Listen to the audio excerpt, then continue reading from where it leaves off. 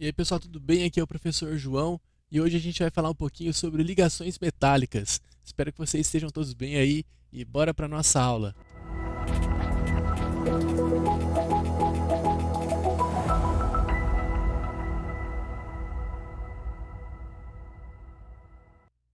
Bom, pessoal, então, como eu comentei com vocês na nossa apresentação, hoje a gente vai falar um pouquinho sobre ligações metálicas, que, como o próprio nome já diz, é uma ligação que ocorre entre metais, certo?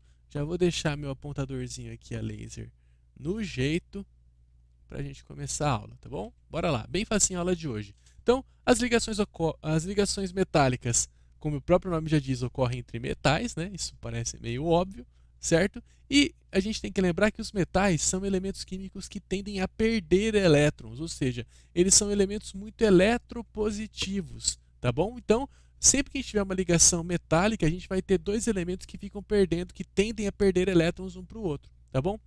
Já que nós temos essa característica nesses elementos químicos, esses elementos químicos normalmente eles vão adquirir uma certa carga positiva, né? Então essa ligação química ela vai envolver uma grande quantidade de elétrons livres que nós conhecemos também na química como mar de elétrons, tá? Aqui eu coloquei uma ilustraçãozinha para vocês verem, ó. Nós temos aqui o íon metálico, que normalmente é um íon positivo. Por quê? Porque os metais são eletropositivos, e se eles são eletropositivos, nós temos muitos átomos perdendo elétron um para o outro, né? Ou seja, nós temos uma grande quantidade de elétrons em uma ligação metálica, tá bom? Bom, pessoal, e aí essas ligações químicas que são formadas entre dois metais, nós chamamos de ligas metálicas, tá? E nós temos alguns exemplos clássicos sobre essas ligas metálicas. O primeiro deles é o ouro 18 quilates, tá bom? O ouro 18 quilates, ele é formado por 75% ouro e 25% cobre ou prata, tá? O ouro ele não pode ser utilizado puro em joias porque ele é muito maleável, né? Então ele amassaria muito fácil. Por isso que ele é formado por essa liga metálica aqui, para ele não amassar com tanta facilidade e continuar com o seu brilho metálico do ouro, tá bom? O bronze, formado por 67% cobre e 33% de estanho.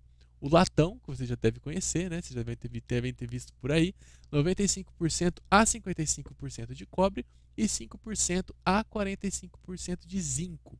A amálgama, que é utilizada em obturação de dente e tal, nós temos 70% de prata, 18% de estanho, 10% de cobre e 2% de mercúrio. Enfim, nós temos muitas ligas metálicas, pessoal, na indústria e no nosso cotidiano, tá? Se a gente for ficar falando aqui, a gente vai ficar falando por muito tempo sobre essas ligas. Então, aqui eu coloquei 4 exemplos bem clássicos sobre essas ligas metálicas e agora eu vou falar um pouquinho sobre as propriedades que os compostos metálicos têm. Tá? Não só os que são formados por ligas de metais diferentes, mas também de metais puros, tá bom? Pessoal, é importante destacar, por exemplo, uma barra de ferro pura é formada por ligas metálicas. Nós temos apenas átomos de ferro ali, tá? E aí o ferro é um metal, por exemplo, certo? Então, se ele é um metal, ele também vai formar ligação metálica com outros átomos de ferro. Então, essas características aqui, elas não são só para ligas metálicas formadas por metais diferentes, mas também para metais puros, certo? Eles vão apresentar elevada temperatura de fusão e ebulição, ou seja, a gente vai ter uma temperatura alta para ele passar do estado sólido para o líquido e do líquido para o gasoso. Eles são bons condutores de calor e eletricidade, tá? Eles conduzem bastante calor e eles conduzem bastante corrente elétrica também, tanto no estado sólido quanto no estado líquido, tá bom? São sólidos a temperatura ambiente, justamente porque eles têm uma elevada temperatura de fusão, exceto o mercúrio, que é um metal líquido, tá? Apresentam brilho metálico, obviamente, porque eles são formados por metais, e são dúcteis e maleáveis, ou seja, dúctil ele pode ser transformado em fio, tá? E maleáveis a gente consegue deformar ele, consegue amassar, por exemplo, um metal. Beleza? Então essas são as propriedades das ligas metálicas, certinho? Isso aqui é muito importante, tá? São coisas que basicamente vocês já deviam saber, né? Mesmo antes dessa aula, que vocês já deviam ter uma ideia de que eles são bons condutores de calor, né? Eles conduzem bastante corrente elétrica e por aí vai. Beleza?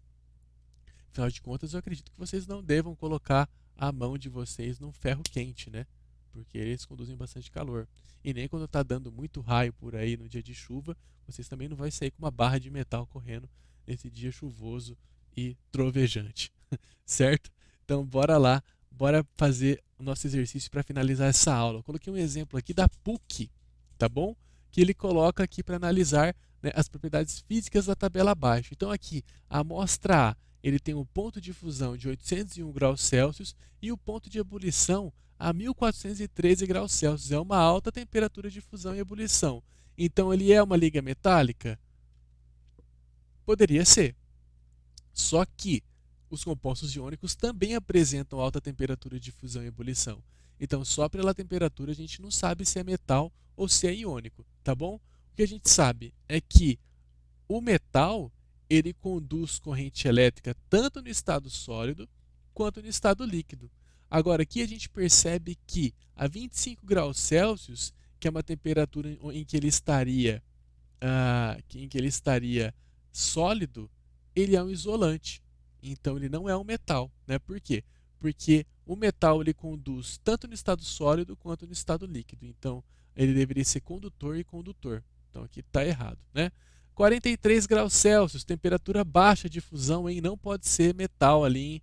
Não é nem metal e nem composto iônico, tá? Então aqui não é nenhum dos dois. Temperatura de fusão 1535 graus Celsius e 2760 graus Celsius. Então, tanto a 25 graus Celsius, né, quanto a 1000 graus Celsius, ele vai estar no estado sólido. Então, aqui ele está como condutor, certo? Então, aqui ó, ele é condutor. Ambas as temperaturas estão abaixo da temperatura de fusão.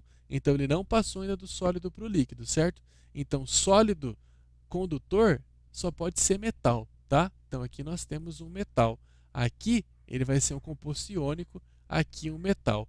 Aqui ele vai ser o quê? Ele vai ser um composto molecular, né? Porque ele é isolante e aqui nós temos a 1000 graus Celsius, nem tem o que ele é, né? Então ele não pode ser nem iônico e nem metálico.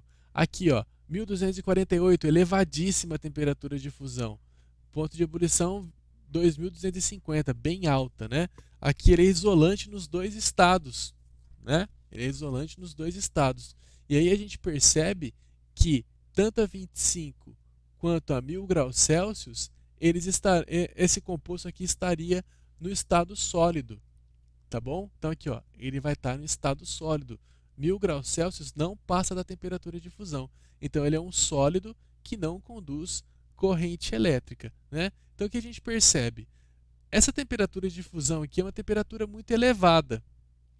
Então ele pode ser um composto iônico, né? Os compostos iônicos eles têm temperatura muito elevada, tá? Então basicamente nós temos o seguinte: tanto os compostos metálicos quanto os iônicos apresentam altas temperaturas de fusão e ebulição.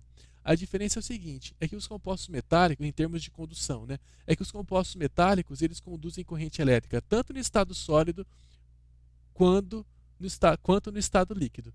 Tá? Já os compostos iônicos, eles conduzem corrente elétrica em duas situações. Quando eles estão fundidos, ou seja, quando eles estão no estado líquido, ou quando eles estão dissolvidos em água. Tá? Então aqui, quando a gente tem que ele é isolante do estado sólido e tem uma temperatura de fusão e ebulição bem alta, ele só pode ser um composto iônico, ele não vai ser um composto metálico. Certo? Então aqui, letra A, nós temos o composto iônico, temperaturas altas de fusão e ebulição, porém não conduz corrente elétrica no estado sólido. Letra B, nós temos o composto molecular, né, porque ele não conduz corrente elétrica em nenhuma situação e tem uma temperatura de fusão e ebulição relativamente baixas. Tá? Letra C é um composto metálico, porque apresenta alta temperatura de fusão e ebulição e conduz corrente elétrica no estado sólido aqui, né? E letra D é um composto iônico, porque ele é isolante no estado sólido, porém apresenta alta temperatura de fusão e ebulição. Então, iônico, molecular, metal e iônico. Resposta certa, letra E. Beleza? Pessoal, então é isso aí. Espero que vocês tenham compreendido a aula de hoje e a gente se vê na próxima. Um forte abraço e até mais. Valeu!